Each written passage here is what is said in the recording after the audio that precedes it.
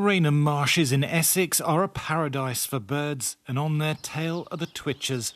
They are a sizable army, and now the RSPB and other wildlife charities are joining forces, threatening to mobilise millions of members to fight off what they fear are government plans to sacrifice the environment in the dash for economic growth.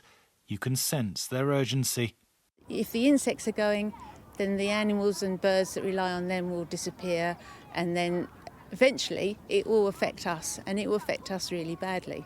That's going to have a knock-on effect for decades and generations to come, and it's something we absolutely have to fight against. What sort of message are we giving children if we then start destroying our environment or saying it's not important?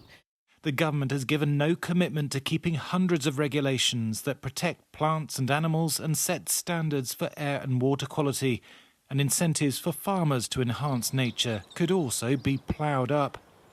Wildlife charities say it's an assault on nature. Already 41% of UK plant and animal species are in decline, 15% are threatened with extinction. They say now is the time to strengthen environmental protection, not weaken it. The former Environment Minister said ripping up protections would be a mistake, not least in agriculture. The way you get growth is by having healthy soils, a healthy environment, and actually embracing some of those regenerative agricultural techniques that our new policy was all about encouraging. And if you abandon that, then I think you're into a bad position, both for the resilience of farming financially, but also for nature. A test of the government's commitment to the environment will be its new investment zones. In the Kent countryside, campaigners fear plans for 8,500 homes on green fields could be rushed through as part of unbridled development.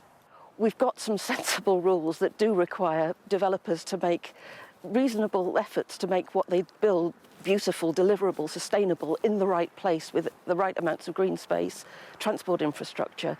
But within an investment zone, I'm not seeing anything that would stop people building whatever they wanted, wherever they wanted, because the rules would simply presuppose permission to be given.